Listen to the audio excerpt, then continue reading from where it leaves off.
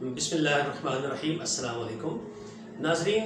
बहुत अहम खबरें हैं 3-4, उनमें से 1-2 खबरें तो आवाम के लिए बहुत बुरी हैं, लेकिन इम्पोर्टेड के लिए वो सही हैं क्योंकि इनके मकासद पूरे होने जा रहे हैं जिस मकसद के लिए ये लाए गए थे। लेकिन इनका बुरा वक्त भी अब शुरू हो चुका है क्योंकि इनके लाने वाले जो थे वो अब इनसे जान छुड़ा रहे हैं। मैं आपको इसके 2-3 वाज़ेह दलाइल दूंगा जिससे आपको समझ आ जाएगी। वैसे भी मीडिया में बहुत सारी बातें चल रही हैं इनके बारे में, लेकिन जो नेशनल सिक्योरिटी की मीटिंग हुई है 2 दिन पहले, उसमें जो अंदर की खबरें हैं अब वो बाहर आ रही हैं। आहिस्ता आहिस्ता पता चल रहा है कि इनको लाने वाले जो न्यूट्रल हैं वो इनसे किस तरह से जान छुड़ा रहे हैं। उसके बाद नाज़रीन, मैं आपको इस वीडियो में आपसे ये भी डिस्कस करूँगा कि जो इन्होंने सुपर टैक्स लगा दिया है अभी, जो कल शहबाज शरीफ साहब ने ग्वादर में ऐलान किया कि हम सुपर टैक्स लगाने जा रहे हैं सिलेक्टेड इंडस्ट्री के ऊपर, तो उसके असरात क्या होंगे और उसकी वजह से हम इंटरनेशनल दौड़ से बाहर कैसे हो जाएंगे। हमारी एक्सपोर्ट बहुत तेज़ी से नीचे गिरेंगी। कल आपने देखा कि उन शहबाज शरीफ के ऐलान के बाद स्टॉक एक्सचेंज जो थी वो 1500 पॉइंट तक यकदम क्रैश कर गई। तो नाज़रीन, इनके जो ये इकदाम हैं, आप देखें तकरीबन 29% पहले टैक्स लगा हुआ था इसी इंडस्ट्री के ऊपर जिसका शहबाज शरीफ ने कल जिक्र किया। अब मजीद 10% सुपर टैक्स लगा दिया इन्होंने, तकरीबन 39%, यानी कि 40% अपनी इनकम का जो होगा वो जमा कराएंगे टैक्स की मद में। नाज़रीन, जिस इंडस्ट्री का नाम लिया और उसमें सारी मेन इंडस्ट्री शामिल है, सीमेंट इंडस्ट्री, स्टील, उसके बाद ऑयल एंड गैस, तंबाकू है, उसके बाद आप देखिए LNG है, केमिकल्स। नाज़रीन, मैं आपको यहाँ एक बात बता दूँ, पहले ही जब से ये हुकूमत आई है और ख़ास तौर पे इन्होंने जो पेट्रोल की कीमतें बढ़ा दी हैं उसकी वजह से, और जो महंगाई की बजट में इन्होंने उसकी वजह से, और अब जो 10% मज़ीद टैक्स लगा दिया उस वजह से इंडस्ट्री बिल्कुल बंद हो गई है। कंस्ट्रक्शन इंडस्ट्री जो सीमेंट और स्टील जिसका एक बुनियादी रुकन है वो पहले ही बहुत स्लो जा रही थी, लेकिन अब इनके इस सुपर टैक्स की वजह से वो सुपर क्लोज हो गई है, बिल्कुल बंद हो गई है। मजदूर बेरोजगार हो गया है, मुल्क में बेरोजगारी बड़ी तेजी से बढ़ रही है, पहले ही बड़ी तेजी से बढ़ रही थी इनके आने के बाद, और अब जो है वो और तेजी से बढ़ रही है। इसमें नाज़रीन जो एक खतरनाक बात है वो आपको बता दूं मैं कि किस तरह से इस इम्पोर्टेड और नाअहल हुकूमत ने पाकिस्तान को भारत के आगे सरनगू करने का प्लान बनाया और अब किस तरह से ये उस पर अमल करने जा रहे हैं वो बताता हूँ आपको मैं। वो कैसे कि पेट्रोल देखिए पाकिस्तान ले रहा है तकरीबन 105-104 डॉलर फी बैरल के हिसाब से, जबकि हमारा हमसाया जो भारत है वो तकरीबन $40 फी बैरल के हिसाब से पेट्रोल खरीद रहा है रूस से। और अब जो बांग्लादेश है उसने भी सोच लिया है कि वो रूस से इंपोर्ट करेगा ऑयल तकरीबन इसी रेट के ऊपर। ये 2 मुल्क ऐसे हैं जो हमारे कॉम्पिटिटर हैं एक्सपोर्ट्स में,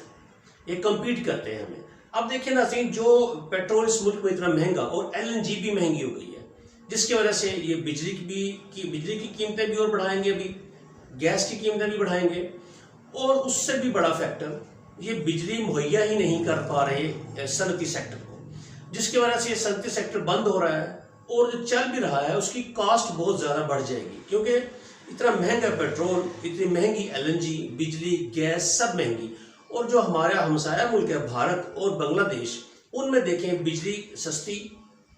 उनकी कीमतों की चीज़ें भी सस्ती, उनकी प्रोडक्शन कॉस्ट जो है वो भी बहुत कम होगी। हमारे मुल्क की प्रोडक्शन कॉस्ट टेक्सटाइल में देख लें बहुत ज़्यादा बढ़ जाएगी।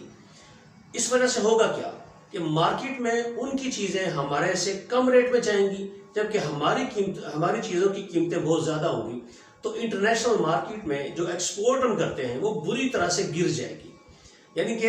इंडस्ट्री अब देखिए, जैसे पहले दौर में इनके नवाज शरीफ के दौर में जब बिजली नहीं थी, गैस बहुत महंगी थी, तो सारी इंडस्ट्री हमारी कुछ तो स्क्रैप के भाव लोगों ने बेच दी और कुछ बांग्लादेश शिफ्ट होगी, कुछ नहीं बल्कि बहुत सारी हमारी इंडस्ट्री बांग्लादेश में शिफ्ट हो गई थी। वही ट्रेंड नाज़रीन अब दोबारा चलने जा रहा है, हमारी इंडस्ट्री वहाँ पर शिफ्ट होने जा रही है। वो इसलिए कि यहाँ पर हर चीज़ महंगी कर दी गवर्नमेंट ने, टैक्स बहुत ज़्यादा लगा दिए इन्होंने, और उसके बाद फिर बिजली की फराहमी भी नहीं हो रही इनसे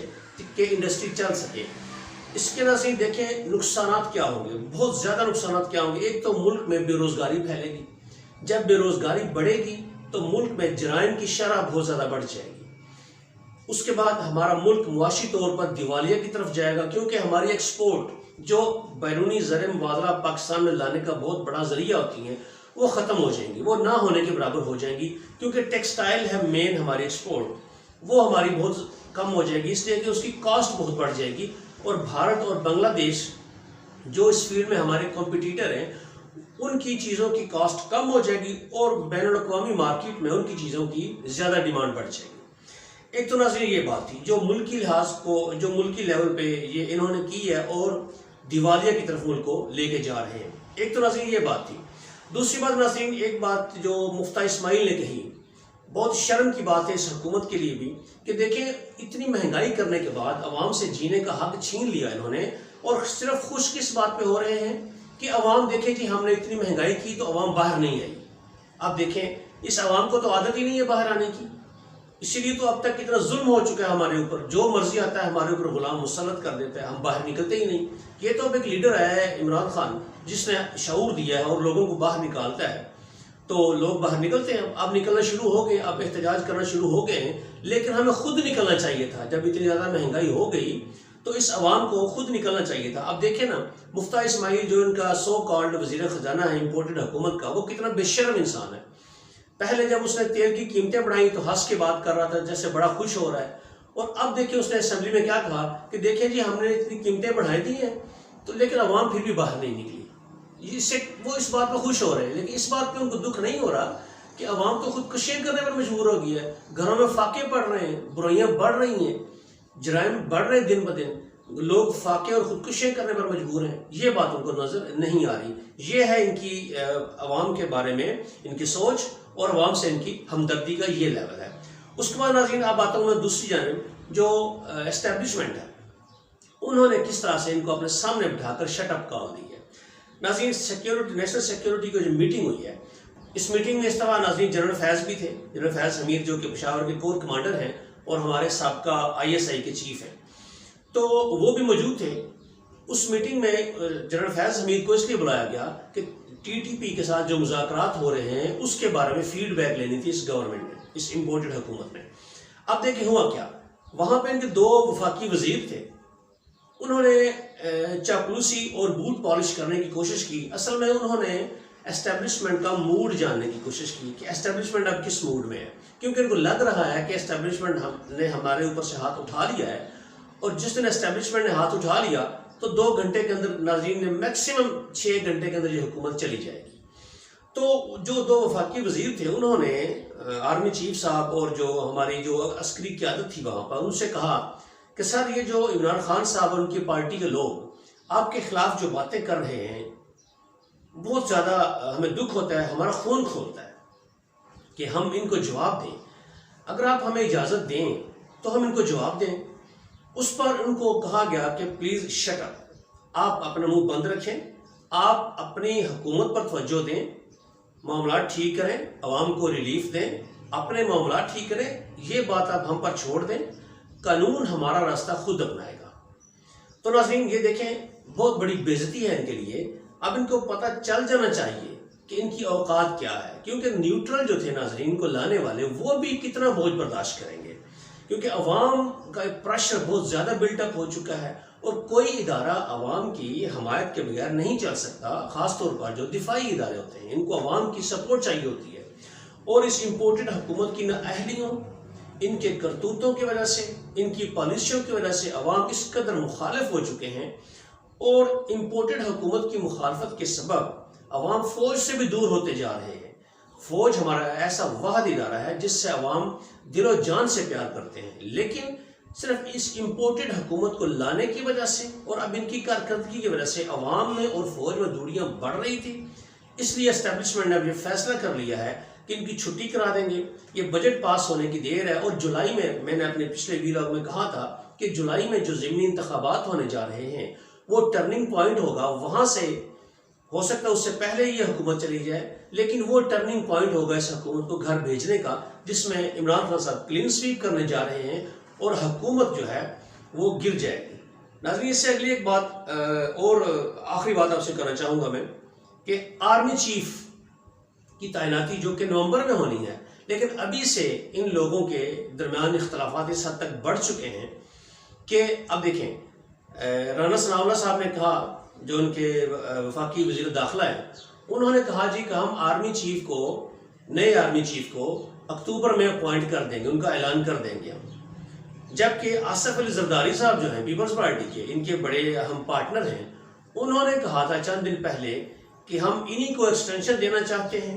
اور ہو سکتا ہے ایک نیا عہدہ بھی کریٹ کر دیں ان کے لیے، چیف آف ڈیفینس سٹاف کا، جو سارے جو ہیڈ ہیں ان کے اوپر ایک عہدہ بنا دیں تاکہ موجودہ آرمی چیف جنرل باجوہ صاحب جو ہیں ان کو ایکسٹینشن دی جا سکے مزید 2 سال کے لیے، 3 سال کے لیے، یا ایٹ لیسٹ 1.5-2 سال کے لیے۔ اب دیکھیں واضح اختلافات ہیں، کیونکہ رانا ثناء اللہ نے جو پیغام دیا، جو اس نے بیان دیا، وہ بھی نواز شریف کی اجازت کے بغیر تو نہیں اتنی بڑی بات کر سکتے،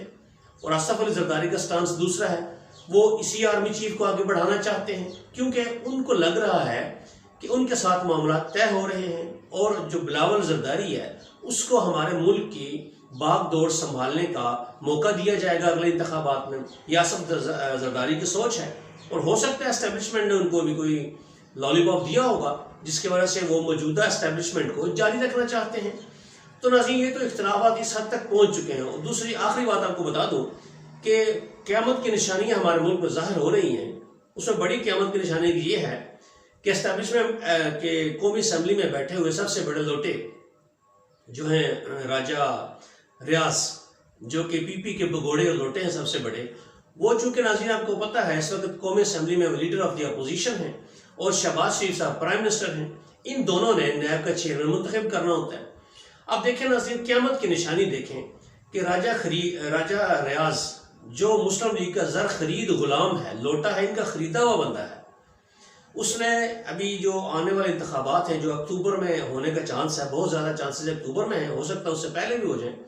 لیکن اس انتخابات میں وہ نون لیگ کے ٹکٹ پر الیکشن لڑے گا۔ تو وہ اور شہباز شریف، ان دونوں کے درمیان دیکھیں قیامت کی نشانی، اختلافات پیدا ہو گئے ہیں نیب چیئرمین کی تعیناتی پر۔ اب اس خبر کو سن کے تو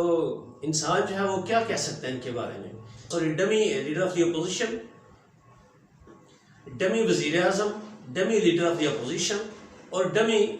جو وزیر اعلیٰ پنجاب، یہ سارے آپس میں ہی اندھا بانٹے ریوڑیاں اپنوں کو ہی دے، یہ وہی حساب ہو رہا ہے ان کا۔ کہ جب یہ خبر سنی تو بہت ہنسی آئی اس وقت کہ راجہ ریاض ان کا جو غلام ہے اور ان کا مالک جو ہے شہباز شریف، اس میں بھی اختلافات ہو گئے ہیں